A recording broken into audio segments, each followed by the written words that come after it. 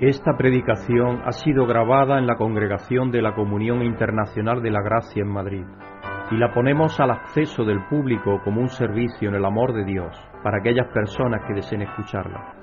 Pedimos que la palabra de Dios tome vida en tu corazón mientras escuches. Muy buenas tardes, hermanos y hermanas, bienvenidos a estar aquí en la presencia del Señor como congregación. Vamos a darle gracias a Dios porque nos tiene aquí con bien, sabiendo de la esperanza que tenemos en Él, de la seguridad que tenemos en Él y tantísimas gracias que tenemos que darle, porque cualquiera que sea la circunstancia en la que estamos, sabemos que estamos en las mejores manos, en las de Dios. Amoroso Padre, Señor, venimos en esta tarde a darte gracias como congregación, sabiendo, Padre, que tú velas por cada uno de los que has creado, Señor, y que tienes un plan maravilloso para todos, que en tu Hijo Jesucristo incluiste a todas las personas, a todas las creadas, y algo maravilloso saber que tú estás llevando a cabo un plan, Señor, para ir despertando a la realidad de esa salvación que tú le diste en tu Hijo Jesucristo a cada uno conforme tu voluntad es decidida para cada uno de ellos. Así que te pedimos, Padre, que nos ayude a nosotros a apreciar lo que tú has hecho por nosotros en tu amor a través de tu Hijo Jesucristo y que nos ha abierto la mente y el corazón para saber que tenemos una relación personal contigo, que somos tus hijos e hijas, y que nos ha dado, Señor, la bendición de participar en llevar la buena noticia a los demás. Así que te pedimos, Padre, que nos ayude a llevarla a los demás y te damos las gracias, Padre. Especialmente te pedimos por la familia de Noel, por todas sus familias, Señor, que tú les consueles, les alientes, los confortes, porque solo de ti viene el consuelo y el aliento que verdaderamente llena nuestro corazón, Señor, y nos da la satisfacción interior de incluso en medio de la dificultad tener el gozo de la salvación. Así que te damos gracias por ello y, Señor, te pedimos que tú estés con ellos y que les bendigas y los ayudes a pasar por el duelo normal hasta que llegue el tiempo en el cual puedan reunirse de nuevo todos con su ser querido. Sabemos que tenemos la segura esperanza que nos dio tu Hijo Jesucristo a través de su resurrección, en la resurrección futura de todos los que han muerto, Señor. Así que te damos las gracias por ello y te pedimos que nos ayudes cada día a perseverar en la fe y a guardar, Señor, aquello que sabes que es bueno para nosotros. Así que te pedimos, Padre, por todos los tuyos, especialmente nos acordamos de aquellos que sufren en necesidad, en dolor, especialmente aquellos hermanos y hermanas y todos los que están sufriendo en Mozambique, en Mali y en otras partes, Señor, ahora también con diferentes enfermedades que se están desarrollando a consecuencia de las inundaciones que hubo, entre ellos la malaria. Y, Señor, te pedimos que tú intervengas con tu mano sanadora en sus vidas y que mueva el corazón de las naciones que pueden ayudar a que haya pronto cuidados para aquellas personas que los necesitan. Dándote gracias, Padre, y pidiéndotelo en el nombre santo y bendito de tu Hijo Jesucristo, nuestro Señor y Salvador. Amén. Vamos a ir en esta tarde a leer en el Salmo 110, vamos a leer del 1 al 7, así dijo el Señor a mi Señor, así dijo el Señor a mi Señor, siéntate a mi derecha hasta que ponga a tus enemigos por estrado de tus pies. Es David hablando, el rey David, quien dice que en el Antiguo Testamento no aparece Dios como lo que es, aparece Dios Padre, Dios Hijo, Dios Espíritu Santo. Lo que pasa es que hay que tener la mente abierta y el corazón para verlo, pero está ahí. Porque luego precisamente es una escritura que menciona a Pedro en el primer sermón inspirado, lo podéis leer en Hechos 3, y menciona esta escritura precisamente hablando de Jesucristo. De Jesucristo está hablando, y está hablando de Jesucristo y Dios el Padre. Así que el monoteísmo es cierto, pero dentro de un Dios unitrino. Y eso es lo que los judíos no lo pueden aceptar. Pero aquí mismo en esta escritura, ahí está puesto. Así dijo el Señor a mi Señor, siéntate a mi derecha hasta que ponga a tus enemigos por estrado de tus pies. Eso podéis leerlo en Mateo luego 22, 44, Marcos 12, 36, Lucas 20, 43 y en Hechos 2, 35 y en Hebreos 1, 13. Es decir, que aparece más de una vez en el Nuevo Testamento. Que el Señor extienda desde Sión el poder de tu cetro. Domina tú en medio de tus enemigos. Eso está diciéndole Dios Padre a Jesucristo. Tus tropas estarán dispuestas el día de la batalla, ordenadas en santa majestad. De las entrañas de la aurora recibirás el rocío de tu juventud. El Señor ha jurado y no cambiará de parecer. Tú eres sacerdote para siempre, según el orden de Melquisedec. Hebreos 7, 16 y 22. El Señor está a tu mano derecha, aplastará a los reyes en el día de su ira. Juzgará a las naciones y amontonará cadáveres. Aplastará cabezas en toda la tierra. beberá de un arroyo junto al camino y por lo tanto cobrará nuevas fuerzas. De acuerdo a F.B. Meyer, como sabéis, un comentarista bíblico, Martín Lutero describe este salmo como el salmo verdadero, alto y principal de nuestro amado Señor Jesucristo. Esa es la forma en la cual lo describe, porque es a él dedicado. Nuestro Señor lo atribuyó a David en el poder del Espíritu Santo, y no hay porción del Antiguo Testamento citado con más frecuencia en el Nuevo Testamento que este salmo. Es la parte más citada, porque habla de Jesucristo como sumo sacerdote y aparte hablando Dios Padre a él. Dijo el Señor a mi Señor.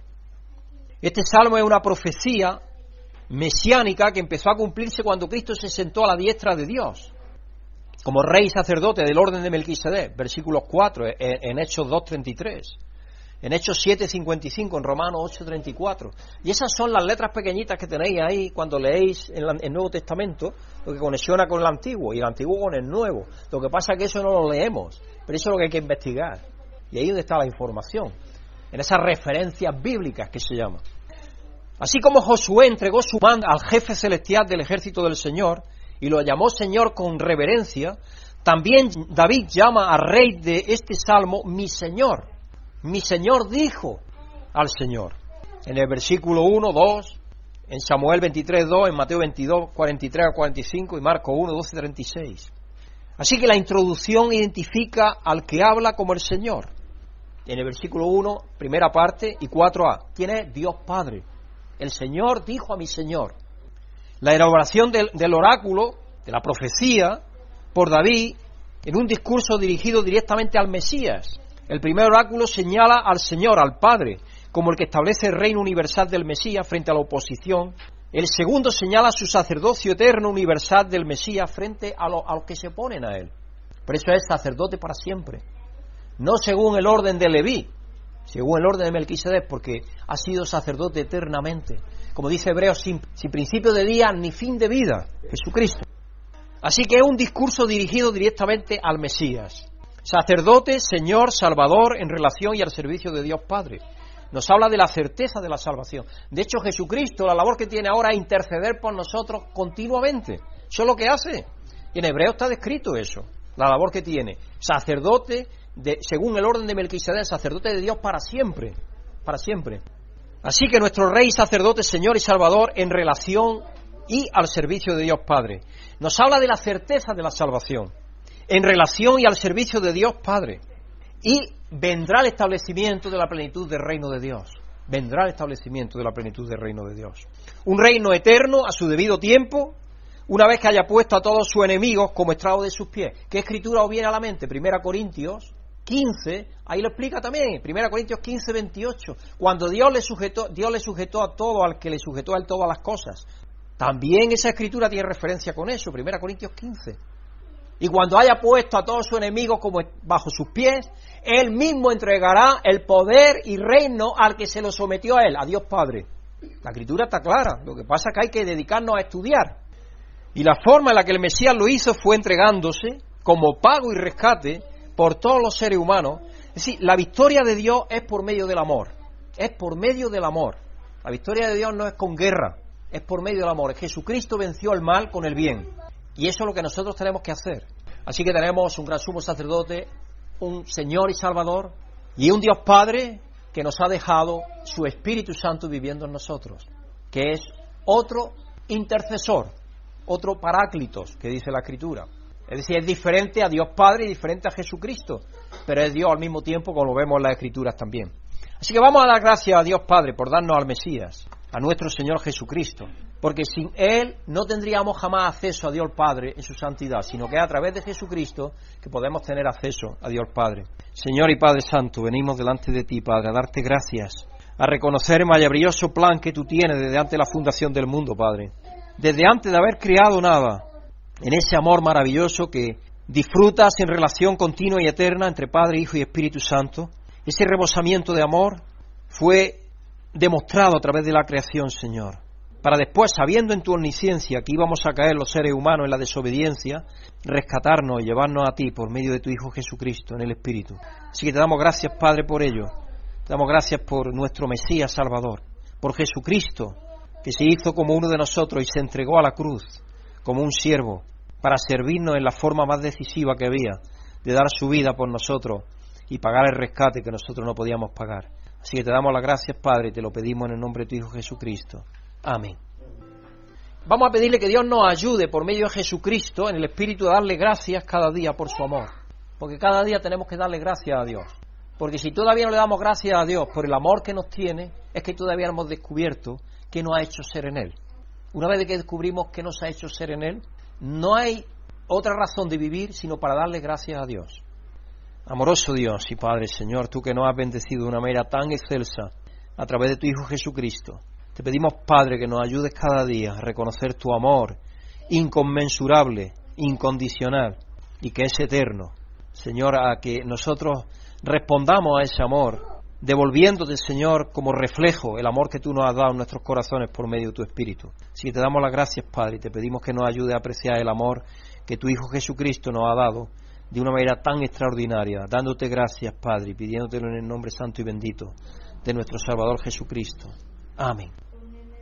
Esto era un par de monjas en un asilo de ancianos, llaman a la puerta de una casa, porque van visitando casa por casa, y le abre una niña. Y la niña le dice, ¿nos podrían dar algo para el asilo? Y dice, abuelo, sal. Cierto día, a mitad de una clase, un maestro de literatura se quedó profundamente dormido, sentado en la mesa. Cuando despertó pidiendo disculpas, le dijo muy serio a los alumnos, me remonté en sueño al tiempo de Don Quijote de la Mancha y le pedí consejos sobre los mejores libros de caballería. Al otro día, al día siguiente, otro de los muchachos se acomodó en su pupitre y lo venció el sueño, porque se llamaba el profesor, este se ve que era un mayor ya, y entonces hablaba así un poco como decís, con la lengua así trabadilla, entonces ya pues se durmió el muchacho también. Al ver los maestros, lo despertó y le pidió una explicación, a lo que el chico respondió, me remonté en sueño al tiempo de Don Quijote, le pregunté por usted y me dijo que no lo conocía. Es una vergüenza, no te sabes el nombre de los presidentes a tu edad, yo los sabía todos, y por orden cronológico, supongo que son los presidentes de Estados Unidos. Pues claro, maestra, cuando usted tenía mi edad, había habido solo 3. Le estaba diciendo súper vieja, ¿no? Le estaba diciendo súper vieja, de una manera muy diplomática. El tema de esta semana es el perdón de Dios lleva a nuevos comienzos. En Josué 5, 9 al 12, Dios le dice a Josué que la desgracia de Egipto está en el pasado. Es algo que pasó. Israel tiene un nuevo comienzo en Canaán. En Salmos 32, 1, 11 nos dice cuán bendecidos somos porque nuestros pecados fueron cubiertos. En 2 Corintios 5, 16 al 21 nos recuerda que somos una nueva creación en Cristo porque Él se convirtió en nuestro pecado y nos reconcilió con el Padre. Dice que Él se hizo pobre para hacernos, en 2 Corintios 5, 21, se hizo pobre para hacernos a nosotros ricos. Así que el mensaje de esta semana profundiza en la historia del Hijo que regresa, el hermano mayor y el Padre. ¿Nos vemos a menudo nosotros reflejados en esa historia? ¿Vemos el corazón del Padre? Así que el título del mensaje de hoy es el corazón del Padre. Y la escritura central del mismo se encuentra en Lucas 15, versículo 1 al 3 y luego del 11 al 32. Yo voy a estar leyéndola poco a poco. Un día, estando en el retiro espiritual en Mallorca, nuestro hijo Samuel me dijo que deseaba bautizarse. Era el día 23 de octubre del 2016. Tuve la bendición y el privilegio de bautizar a mi hijo. Fue un momento en mi vida de profunda emoción. Y en él constaté el amor inquebrantable de Dios de una forma patente. Porque uno ha tratado durante su vida de educar a su hijo lo mejor que ha podido, ha sabido, dentro del ministerio que muchas veces no tiene el tiempo para dedicarle el tiempo que necesitan. Esa es una constatación que cuando los pastores a nivel del mundo nos reunimos, muchas veces hablamos de eso también. Muchos de los hijos de los pastores no están en la iglesia porque no reciben el mejor ejemplo, no reciben la mejor atención. Porque nos dedicamos tanto a la iglesia que nos olvidamos de la iglesia nuestra, que es nuestra familia, la primera. Por desgracia, eso pasa a veces. Hay momentos en nuestras vidas que se nos graban en nuestra memoria porque están llenos de profunda emoción. Yo no sé cuál es el tuyo, pero momentos en los que el amor y el afecto de Dios ha puesto en nuestros corazones por nuestros seres queridos se desborda en abundancia. Esto es solo una muestra del amor entre el Padre, el Hijo y el Espíritu Santo, el amor entre nuestro Dios unitrino y nosotros. Fuimos creados a imagen de Dios para ser portadores de su imagen, para mostrar su corazón de amor. Sin embargo, la mayoría de las veces nos resistimos obstinadamente a nuestro llamado de dar testimonio de quién es Dios realmente. Cuando la humanidad se ha alejado de Dios, nos alejamos de la fuente de nuestra vida y de nuestro ser. Y esa es la situación que tiene el mundo entero. Están lejos de Dios. Dios no está lejos de ellos, pero ellos sí están lejos de Dios. De hecho, no quieren saber nada de Él. De hecho, cuando el atentado del 11 de septiembre, ahí fue donde empezó el nuevo ateísmo, que es muy agresivo. Y el nuevo ateísmo lo que trata es de incluso perseguir al que cree. Es una nueva religión, la religión del ateísmo. Porque normalmente hasta hace poco el ateísmo era agnóstico. El agnosticismo quiere decir que ni crees ni no crees, tú respetas a los demás y ya está. Pero hoy el ateísmo es muy militante y hay gente que se mete con los creyentes. ¿Por qué hace la gente eso? Porque están alejados de Dios, sin duda. No conocen exactamente lo que Dios les ha dado en Jesucristo. Se han alejado de la fuente de la vida y de su ser. Nos convertimos en una ley para nosotros mismos, porque nadie quiere que le diga a otro qué debe de hacer. Pero Dios es el que está sobre todos. Y sí, Él tiene que decirnos lo que tenemos que hacer o dejar de hacer. De hecho, mi oncólogo de eso hablaba. Dice, me da pena, porque el oncólogo creo que cada día estoy percibiendo más, no es de aquí, sino que creo que es sudamericano. Y entonces él ve el contraste todavía entre Sudamérica y aquí. Allí hay respeto todavía por los mayores, algo. Aquí dice, no, aquí los niños son los que mandan y dominan. Dice, en la escuela le pegan a los profesores. Aquí en el hospital llegan jóvenes y le pegan a las enfermeras. Dice, ¿a dónde vamos a llegar? Estaba hablando con Brígida y conmigo. Y nosotros estuvimos hablando un ratito, no mucho porque no se puede en la consulta, pero un ratito. ¿Por qué pasa eso? Porque la gente está cada día más alejada de Dios, más alejada de principios que le pueden ayudar a poner orden en sus vidas. Y no se dan cuenta, pero esa es la realidad que hay en el mundo, ahí fuera. Quieren lo bueno que Dios puede darles, pero sin embargo no están dispuestos a buscarle y a someterse a sus caminos. Por eso que cuando tú le hablas de Dios no quieren nada con Dios. ¿Por qué? Porque ellos lo que quieren es ser libres, ser ellos mismos su propia ley. Es parte casi de la naturaleza humana que sea así. Así que nos convertimos en una ley para nosotros mismos, tomando todo lo que Dios nos había dado para la vida y la piedad, lo desperdiciamos en una vida autoindulgente y frívola. Si el ejemplo lo tenemos allí en el jardín del Edén. Lo tenían todo, pero sin embargo no querían seguir los patrones de Dios. No querían seguir las instrucciones de Dios. Inmediatamente que le digo, no creáis a Dios. Vosotros podéis decir lo que queráis, hacer lo que os dé la real gana. Y eso es lo que tenemos hasta el día de hoy, en la mayoría de las ocasiones, en las personas que todavía no se han convertido a Dios. Nosotros somos seres humanos, incluso en nuestros esfuerzos por ser buenas personas, a menudo nos encontramos en lugares en los que nunca quisiéramos estar. Así que hoy vamos a ver la historia de Lucas 15, con la que la mayoría de nosotros estamos familiarizados. De hecho, yo he predicado otras veces acerca de esa historia, y creo que tenéis la historia bien familiarizada, bien patentizada en vuestra mente. Pero la mayoría de nosotros nos vemos en la historia del hijo pródigo y su hermano mayor. Mi oración es que empecemos a vivir más como el Padre y a compartir su corazón.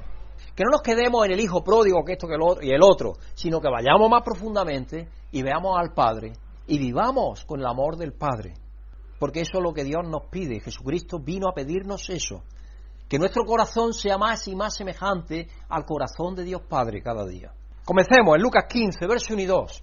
Muchos recaudadores de impuestos, pecadores, se acercaron a Jesús para oírlo, de modo que los fariseos y los maestros de la ley se pusieron a murmurar. Este hombre recibe a pecadores y come con ellos. Así eran. Siguen siendo hasta el día de hoy así. Jesús estaba en compañía de dos grandes grupos de personas. El primero eran los recaudadores de impuestos y los pecadores.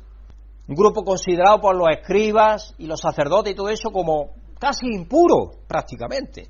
¿Por qué? Porque consideraban que los cobradores de tributos estaban haciendo extorsión, cobrándoles más a las personas y encima cobraban para dárselo a los romanos, que era el enemigo opresor. Por lo tanto, ellos creían que estaban haciendo algo que era impuro, que no debían de hacerlo. Y entonces los tenían como apartados. Por eso Jesucristo fue a ellos. Eran los marginados de la sociedad, indignos de que Jesús les dedicara tiempo. Pero se decía, ¿cómo Jesús le dedica tiempo a esta gente? A los cobradores de impuestos, los sinvergüenzas. ¿Cómo es que dedica tiempo a esa gente? Algunos de nosotros hemos sido más como el primer grupo a lo largo de nuestras vidas. Sabemos que somos pecadores, que necesitamos el perdón. Nos reunimos en torno a Jesús para aprender a cambiar y a vivir. Así que nos identificamos con esa gente, con los cobradores de tributos, con los pobres, con los pecadores. En eso casi no tenemos todavía duda nosotros ya especialmente. Otros pueden ser más como el segundo grupo, creyendo que viven muy bien. He seguido a Dios toda mi vida. Nunca haría algo impío o inapropiado. Nunca le sería infiel a mi esposa. Doy algo para Dios cada mes. Soy bueno con mi familia. Ayudo en la comunidad y asisto con regularidad a los servicios o escucho la grabación del mensaje. Esa gente se reúne alrededor de Jesús para encontrar una manera de engañarlo, porque eso es lo que buscaban, engañar a Jesús, cogerlo en una trampa, le lanzaban el lazo a ver si caía, eso es lo que hacían, o para despreciar a los demás. Señor, hay tanta gente que ni siquiera hace la mitad de las cosas que yo hago por la iglesia y por los demás, diezmo, el comino, el herdo, todo aquello. ¿Os acordáis de lo que dice en el Evangelio? Claro, las personas que creían que eran justas, lo tenían todo, todos estaban haciéndolo bien. Entonces Jesús les cuenta la parábola a ambos grupos. Tenemos los dos grupos de Jesucristo en la parábola. Lucas 15, versos 11 al 13. Un hombre tenía 2 hijos, continuó Jesús. El menor de ellos le dijo a su padre, papá, dame lo que me toca de la herencia. Papá, como diría mi hijo Samuel, o papá.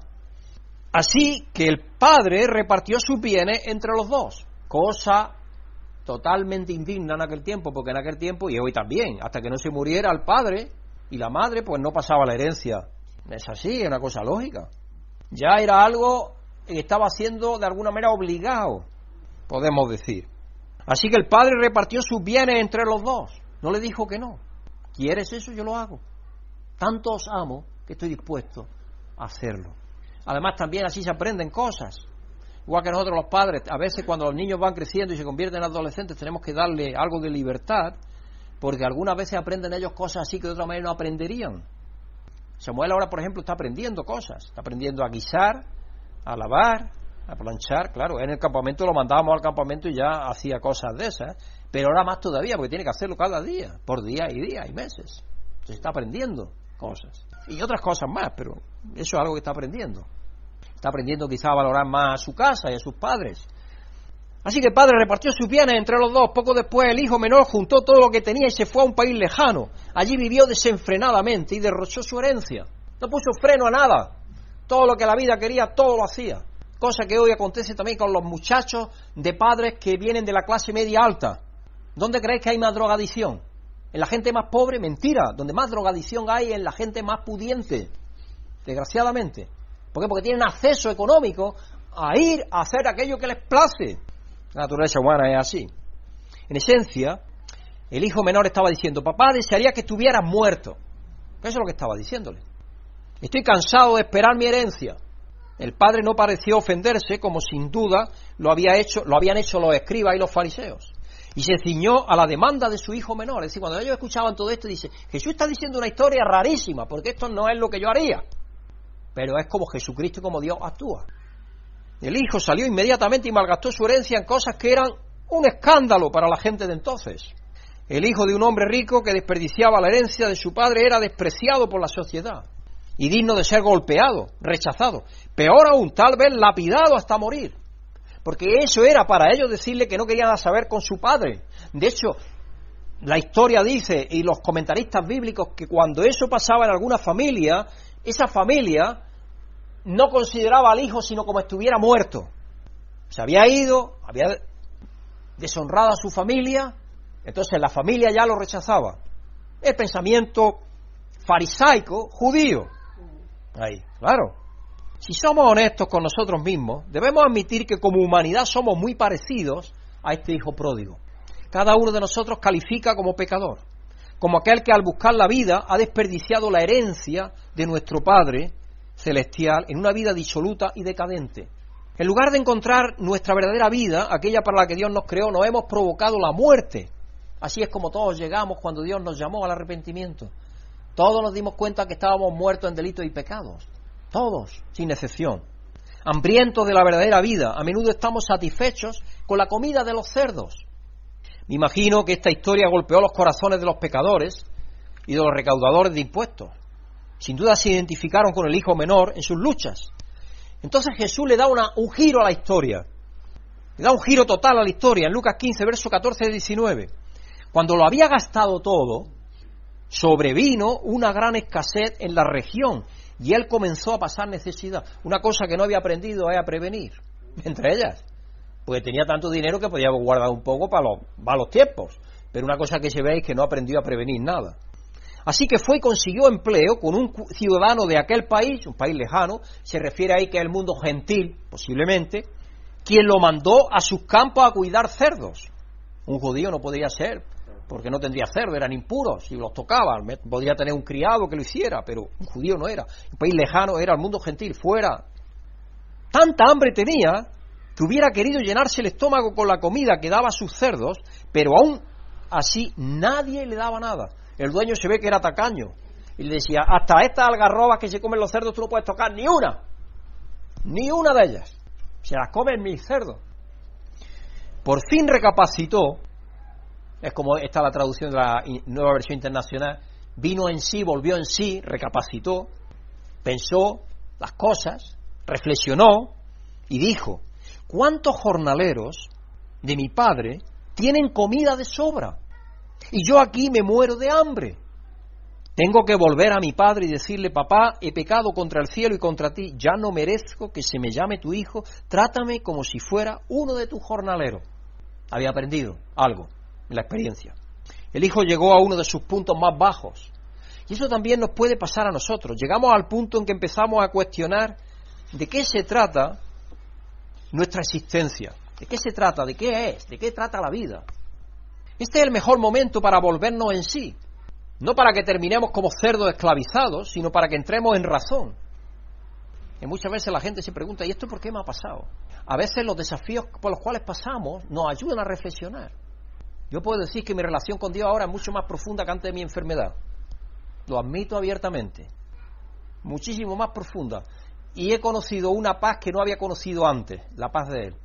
Cuando tú te das cuenta de que puedes morir en el siguiente instante, ahí solamente te queda confiar en la paz de Dios, confiar en Él. No hay otra cosa. Y eso se aprende a veces quedándote en situaciones difíciles. Y esas situaciones pasan para que entremos en razón a veces. Dios quiere que cada uno de nosotros llegue a darse cuenta de lo que somos realmente. No somos esclavos perdidos, abandonados, hambrientos. Somos mucho más. Así que este hijo, al darse cuenta de que al menos podía conseguir un trabajo y algo de comida de su padre, se va a casa. ¿Había terminado con sus derroches? No lo sabemos. Probablemente no. Nos gustaría pensar que sí, pero Jesús nos dice que el hijo ha cambiado. No nos dice eso. Lo único que nos dice es que ha caído en cuenta de que yendo a su casa va a tener lo que allí no tiene. ¿Y qué le hace pensar en eso? Que sabe que su padre lo va a recibir con los brazos abiertos, porque antes de que se fuera, su padre lo quería y lo amaba. Igual que sabemos que Dios nos ama y nos quiere a nosotros. Lo que dice el doctor Buster Kruger, dice que cuando nosotros sabemos que el bien existe y cuando alguien te hace mal, tú te hieres y te duele, es porque sabes que hay un lugar mejor que es el bien. ¿Quién te ha dicho eso que está ahí? Cuando te hace una injusticia, no a ti, sino en el mundo más lejano que pueda haber, en medio del Amazonas, le hacen una injusticia a alguien y se conduele de que le han hecho una injusticia. ¿Quién le ha dicho a esa persona que hay una cosa que se llama justicia? Si no es Dios. Dios en su corazón ha escrito el deseo para el cual nos ha creado y la realidad para la cual nos ha creado. Jesús simplemente nos dice que el hijo se ha ido a casa porque al menos allí tendría una comida decente, aunque tuviera que trabajar para conseguirla, porque eso es lo que él pensaba, me voy y que me haga un jornalero, por lo menos, a lo mejor me admite mi padre así de jornalero. Lo que está claro es que el hijo pródigo no conoce ni entiende realmente a su padre. A pesar de que volvió en sí, aún no sabía quién era, el hijo amado de su padre.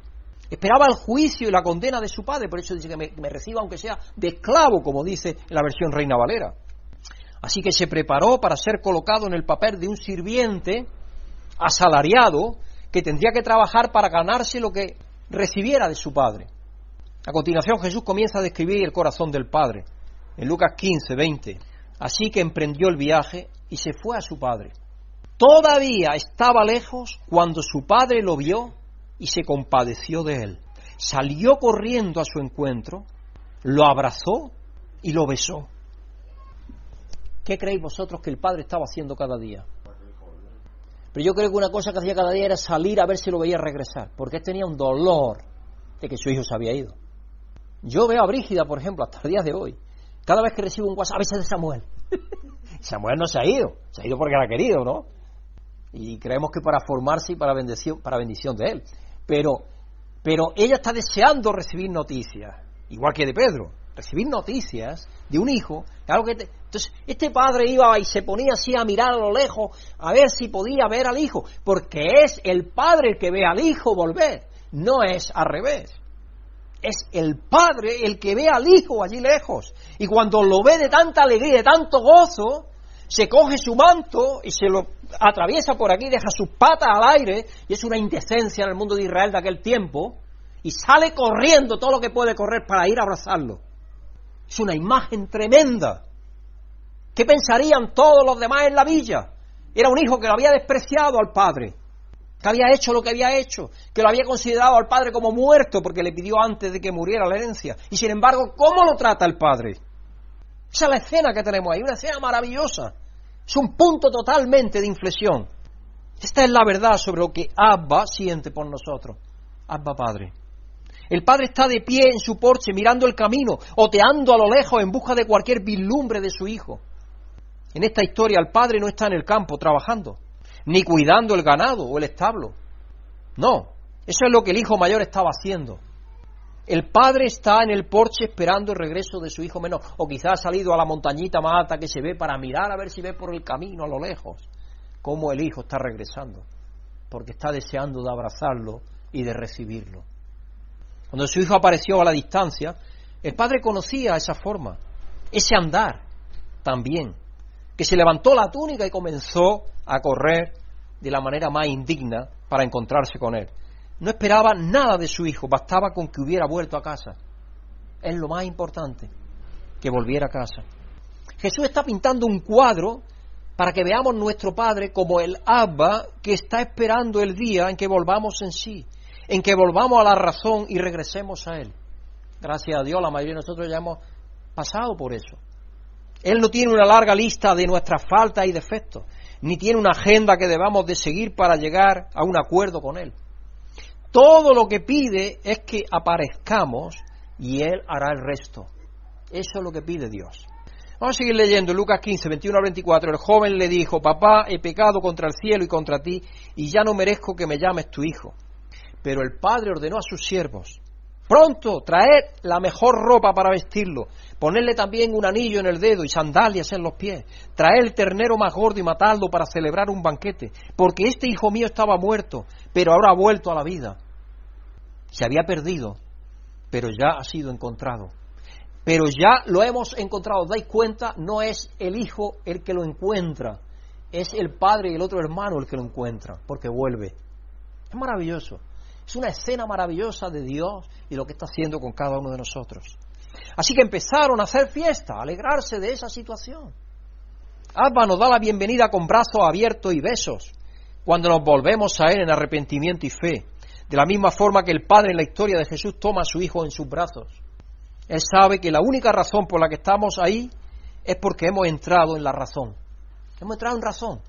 Hemos llegado a ver la verdad acerca de cuán pecadores y cuán lejos estábamos de aquello para lo que fuimos creados. Nos damos cuenta de que estamos huérfanos de Dios. El arrepentimiento es eso, es darse cuenta de que somos huérfanos de Dios. No estamos sin padre, estamos sin padre, aunque esa no es la realidad porque Dios nos ama siempre. Pero nosotros nos sentimos así cuando nos damos cuenta de lo lejos que estábamos de Él. Y hemos llegado a este lugar solo por su Hijo, el Hijo de Dios, que fue un país lejano y nos trajo a casa con su Padre. Jesús, el Hijo de Dios, se sentó entre los pecadores, describiéndole esta asombrosa relación en la que Él, con su vida, muerte, resurrección y ascensión, los estaba incluyendo a todos, el Padre que anhelaba el regreso de cada pecador, les proporcionaría en Jesús un lugar de dignidad y honor, un nuevo manto de justicia en lugar de las rotas vestiduras del pecado y la muerte, porque eso es lo que simboliza también, cambiarlo de vestido porque viene lleno de andrajos. Eso es lo que dice Isaías, que nuestras bondades son como trapos de inmundicia. Así viene el Hijo, viene con nada que ofrecer, solo pecado, solo indignidad, solo local malgastado. Pero Dios, el Padre, lo viste con lo mejor que tenía y nos viste, nosotros vemos con la túnica de la justicia de Jesucristo, somos vestidos y lavados en la sangre del Cordero. Es maravilloso todo lo que encierra esa parábola tan profundo. En lugar de los pies descalzos de un esclavo, porque solamente los soldados tenían sandalias. Las sandalias no era como hoy que tenemos todos zapatos y varios pares. En aquel tiempo no. En aquel tiempo la gente iba sin zapatos, sin sandalias. Las sandalias eran caras y estaban hechas de cuero. Los romanos podían tener sandalias para estar caminando por los campos, pero los demás, como no tuvieras dinero, ahí sandalias nada. Yo recuerdo aún todavía, mi padre, los años 60, a mí me hacía calzas, ¿sabéis de qué? De ruedas de las motos. Las motos las cortaban, le ponía, todavía recuerdo eso, y le ponía con una grapadora que tenía una grapa, le ponía una grapa, hacía atrás una cosa, ante otra, y así iba yo a la escuela. Y tengo 64 años ahora, todavía no tengo 64 años. Así que imaginaron aquel tiempo. Y en lugar de los pies descalzos, como digo, de un esclavo, sandalias de paz, completamente nuevas. Y sobre todo el anillo, el anillo que le pone, es el sello de nuestra propia inclusión en la vida y relación del Padre, del Hijo y del Espíritu Santo. Porque ese anillo era el anillo familiar. Era el anillo con el cual se hacían transacciones o lo que sea, para probarlas. Y el Padre le da ese anillo. Imaginaros que nos dice que somos coherederos con Cristo. Nos ha aceptado como sus hijos, Dios Padre. Es maravilloso. Y que nos ha dado las arras de su Espíritu ya. El Espíritu de Dios en nosotros. Es un anticipo ya de la plenitud que nos va a dar, de la riqueza de su herencia. Es maravilloso cuando pensamos en todo eso, hermano. No podemos sino dar gracias a Dios cada día por lo que nos ha dado. Como su Hijo amado de Dios, Jesucristo dejó la gloria del cielo, fue al lejano país de nuestra humanidad, eso es lo que hizo, venir al lejano país de nuestra humanidad, nuestro pecado, nuestra perdición, compartiendo nuestra humanidad quebrantada, para que pudiéramos participar en todo lo que es suyo, coherederos con Cristo. Si yo tengo 4 hermanos, somos 4. Cuando murió mi madre, todo lo que tenía mi madre pasó a nosotros 4. Somos coherederos, los 4 en la misma condición. Pues Jesucristo está metido ahí como uno de nosotros también. Es algo tremendo lo que dice la palabra de Dios por medio del apóstol Pablo. Y todo eso lo hizo posible Jesucristo al venir aquí para darnos participación en lo que Él tiene. Esto es lo que Dios quiso desde el principio para ti, para mí y para todos los seres que han vivido. Estoy seguro de que los recaudadores de impuestos y los pecadores se vieron a sí mismos en esta historia. Ellos se sintieron alegres y felices de que por fin alguien le estaba dando, le estaba haciendo de alguna manera honor. Jesucristo era ese. Pero ¿y los fariseos? Creo que fue para ellos y para muchos de nosotros hoy en día, que podemos creer que no tenemos nada de qué arrepentirnos, que Jesús continuó. En Lucas 15, versos 25 al 32. Mientras tanto, el hijo mayor estaba en el campo, estaba laborando. Al volver, cuando se acercó a la casa, oyó la música y el baile. Entonces llamó a uno de los siervos y le preguntó qué pasaba. «Ha llegado tu hermano», le respondió, «y tu padre ha matado el ternero más gordo porque ha recobrado a su hijo, sano y salvo». Indignado, el hermano mayor se negó a entrar. Imaginaos cómo estaba, lleno de rencor. Vete a saber lo que pasó por su mente. Este hermano que viene ahora, el hermano mayor se negó a entrar, así que su padre, ¿qué hizo? Salió igual que salió en busca del otro, porque los dos tienen necesidad de salir. Tanto el que creía que estaba dentro, que estaba afuera, como el otro que estaba afuera y sabía que estaba afuera. El problema era el que estaba dentro, que no sabía que estaba afuera también. Porque el padre tiene que salir igualmente que el otro, tiene que salir fuera. El padre salió a suplicarle que lo hiciera, que entrara a la fiesta, que recibiera a su hermano. Pero él le contestó: «Fíjate cuántos años te he servido sin desobedecer jamás tus órdenes, y ni un cabrito me has dado para celebrar una fiesta con mis amigos. Estaba despreciando a su padre, más todavía, más que lo hizo el otro. Pero ahora llega ese tu hijo que ha despilfarrado su fortuna con prostitutas y tú mandas matar en su honor el ternero más gordo. Y el padre estaría llorando por dentro lágrimas tremendas, porque estaba viendo la pobreza y la miseria de su segundo hijo, del que se había quedado ahí toda la vida. Hijo mío, le dijo el padre, tú siempre estás conmigo y todo lo que tengo es tuyo. Todo lo que tiene Dios es nuestro, todo. Pero teníamos que hacer fiesta y alegrarnos porque este hermano tuyo, porque él había dicho este hijo tuyo, ahora él le dice, este hermano tuyo, que es tuyo, que no es mío solo, es tuyo, que es tu hermano. Estaba muerto, pero ahora ha vuelto a la vida, se había perdido, pero ya lo hemos encontrado. Y esa es una expresión que existe mucho en la Biblia. Dios es el que nos encuentra. Allí en cuando redime al pueblo de Israel para llevarlo de Egipto a la tierra prometida, eso es lo que le dice, Dios nos ha encontrado. De eso hablo en la carta de la Pascua. Dios es el que nos encuentra, hermanos. Nosotros no tenemos disposición de ir a Dios. Él es el que nos encuentra. El hijo mayor se veía a sí mismo como un trabajador fiel. Sin duda estaba recordando cada falta y todo lo que este hermano había hecho mal. Quizás tenía una lista de todo lo que el hermano había hecho y diciendo, mira, yo que estoy con mi padre, todo lo bueno que estoy haciendo, todos los días voy a trabajar de sol a sol y hago esto y lo otro y riego las patatas y todo lo estoy haciendo. Claro, hay una lista seguro de todo. Y podo los árboles y fertilizo y hago esto y hago lo otro y mira toda la lista ahí de las cosas que él estaba haciendo. Porque a veces así somos. Estaba haciendo una lista de todo. Probablemente recordaba todas las lesiones que le había ocasionado en el pasado su hermano, cuando se había peleado con él o lo que sea, porque se ve que era traviesillo, era el hermano menor, sin duda. Y estaba pensando en lo injusto que era su padre. ¿Con qué frecuencia los cristianos pasan más tiempo juzgando el pasado de alguien que celebrando su perdón? ¿Estamos haciendo nosotros eso? ¿O estamos dispuestos a admitir a cualquiera que venga? Vamos a suponer que fruto de Festimadrid nos llega una persona aquí un poco andrajosa. ¿Cómo la vamos a recibir? Porque la actitud que a nosotros, aunque no le digamos nada, cómo la miramos a esa persona, eso lo va a percibir. De todo eso tenemos que pensar. No vayamos a pensar que estamos encuadrados en el hermano mayor que se quedó en casa, que puede ser posible. Tengamos cuidado como somos. Porque sí, yo de vez en cuando recibo también comentarios que hacéis algunos de vosotros y yo me doy cuenta y digo, aquí hay un problema, cuidado, y allí hay otro, cuidado, tengo que predicar sobre esto, porque aquí hay un problema. Y lo que hay en el fondo de nuestro corazón sale a flote, cuidado. Y tenemos que pensar que si hay que cortar algo en nuestro corazón, hay que cortarlo para recibir a cualquiera que llegue como nuestro hermano o nuestra hermana, porque Jesucristo lo ha redimido, ha pagado por él, ha muerto por él o ella, y tenemos que estar dispuestos a recibirlo para enseñarle aquello que tiene que aprender, pero con amor y bondad y misericordia y paciencia, como Dios lo ha hecho con cada uno de nosotros. La verdad, hermano, es que el hermano mayor estaba tan lejos de casa como el hermano menor. Él también tenía un concepto equívoco de quién era su padre y de quién era él. También necesitaba venir a sí mismo, descubrir quién era y volver a sus sentidos y conocer a su padre en el amor que su padre tenía para ambos. ¿Puedes ver cómo Jesús estaba tratando con ambos extremos de malentender los motivos y el corazón de nuestro Padre? Porque los dos estaban sin entender al Padre.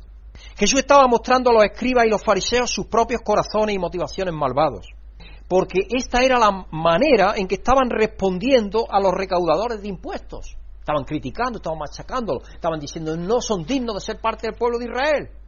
Échalos fuera, no los admitas. ¿Cómo tú, Jesús, que dice que eres el Mesías, te dedicas a gastar tiempo con ellos?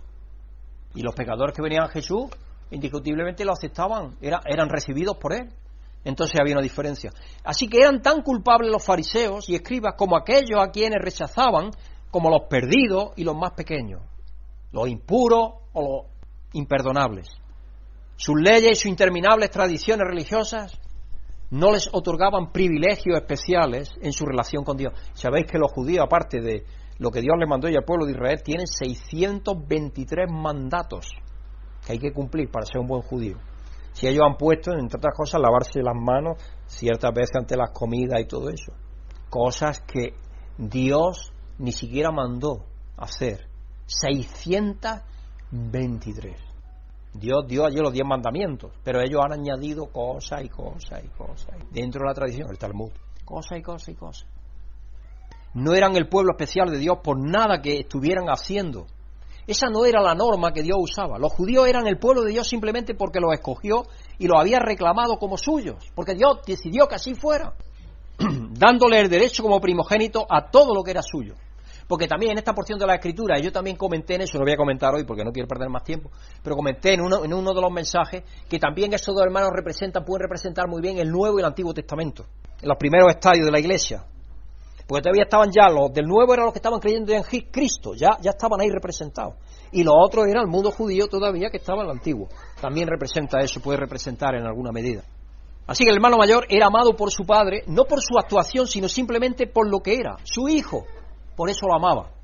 Es crítico ver que Jesús no solo va al lejano país para traer a casa, a los pecadores y perdidos, sino que también es el que está en nuestro lugar como nuestro hermano mayor, el ungido a quien Abba le ha dado todo lo que es suyo. Abba ha puesto todas las cosas bajo los pies de Jesús, porque Él fue a la tierra lejana y nos trajo a casa del Padre. Dios nos ha llevado en Jesucristo a su casa, nos ha llevado a sus brazos. Por eso cuando Él abrió ahí en Juan 12:32, cuando abrió sus brazos, a todos atrajo hacia sí, para llevarlos a Dios. En pocas palabras, hermano, y para terminar, Jesús estaba diciendo a los fariseos, a los escribas: vosotros sois los que lo habéis recibido todo. Vosotros sois los que lo habéis recibido todo. Pero ¿no veis que estos estaban muertos y ahora en mí tienen una nueva vida? Estos estaban perdidos y abandonados, pero en mí han sido traídos a casa. Jesús sabía que había venido para eso, para incluir a cada ser humano en la vida del Padre, el Hijo y el Espíritu Santo. Él sabía eso, en su vida, en su muerte, en su resurrección, en su ascensión. Nadie sería excluido. Así que los escribas y los fariseos necesitaban entender, primero, que nadie es dejado fuera de la gracia de Dios, nadie. Segundo, ellos estaban tan necesitados de gracia como los recaudadores de impuestos y los pecadores que ellos despreciaban y condenaban. Yo puedo decir que un reto que yo le lanzaba allí en Chile, especialmente cuando yo estaba aconsejando a personas para el bautismo, les preguntaba si creían que Dios aceptaría alguna vez a Hitler, por ejemplo. La mayoría de las personas decían que no, usted tenía que trabajar con ellos. Si esa persona llegará un día en que se dé cuenta los horrores que cometió, igual que cualquiera otra de nosotros, porque para Dios no hay pecado pequeño. ¿Y por qué cometió esos errores? Esa es otra historia. Cuando se estudia, por ejemplo, la historia de la gente que ha hecho grandes crímenes, se dan cuenta que generalmente son personas que no han sido queridas jamás, que tienen un corazón lleno de odio y de maldad, no por ellos mismos, sino porque quizás son huérfanos o nadie les quiso o sus padres los maltrataron o tantas cosas así. Ninguno de nosotros somos quien para juzgar a nadie. Solo Dios, el Padre, es el juez de todos en su Hijo Jesucristo. Solo Él. Así que ellos estaban tan necesitados como los recaudadores de impuestos y los pecadores que ellos despreciaban y condenaban. Así que Jesús se pone en el lugar del hijo pródigo y también en el lugar del hijo mayor, porque los rescata a ambos, nos rescata a nosotros todos. Escucha las palabras del Padre, como Abba dice, que todo lo que tengo es tuyo. Dice, todo lo que tengo es tuyo, hijo. Tú es que has estado viviendo conmigo como un siervo. Ese es el problema. No me has estado tratando como un padre, me has estado sirviendo, pero no es eso lo que yo quiero. Yo lo que quiero es que me ames, no que me temas, sino que me ames, que es diferente. Escucha las palabras del Padre, como Abba dice, que todo lo que tiene es tuyo, tuyo y tuyo y tuyo. Así que da la bienvenida a casa a todos los que estaban perdidos, pero que están siendo encontrados, y todos los que estaban muertos, pero que ahora están siendo vivos en Jesucristo. Jesús deja esta historia con la audiencia esperando. ¿Se arrepentirá y cambiará al hijo mayor? Porque no lo dice la historia. ¿Aceptará a su hermano pródigo y le dará la bienvenida a casa? No nos lo dice. ¿Se arrepentirán los escribas y los fariseos de su negativa a perdonar y aceptar a los pecadores y a los recaudadores de impuestos? Tampoco nos lo dice. ¿Podrían ellos, como receptores de la gracia de Dios, ofrecer gratuitamente esa gracia a otros? Si no la reciben, no la pueden ofrecer. Ese es el problema. Hay que recibir la gracia de Dios para poder ofrecerla. De otra manera no se puede dar. Y eso nos lleva a preguntarnos, ¿compartiremos lo que nos ha dado con los demás? ¿Lo que nos ha dado Dios con los demás? ¿Lo compartiremos, esa buena noticia? ¿Con cualquiera que tengamos la oportunidad? Aquellos con quienes Cristo vivió, murió y resucitó, por quienes murió, resucitó y vivió. ¿Seremos tan misericordiosos con los demás como Dios lo ha hecho con nosotros? Quiera Dios que digamos sí a estas preguntas, porque para eso Dios nos ha dado la vida cuando estábamos muertos. Nos buscó y nos encontró en su Hijo Jesucristo. Así que nosotros no seamos como el hermano mayor. Estemos dispuestos a recibir a todos aquellos que Dios el Padre ya ha recibido en su Hijo Jesucristo, porque cuando Él murió en la cruz, atrajo a sí mismo a todos los seres humanos. Hermanos y hermanas, que Dios os bendiga, que Dios os abençoe, que tengáis buena semana y nos ayude a darle gracias por su amor ilimitado, por su misericordia infinita.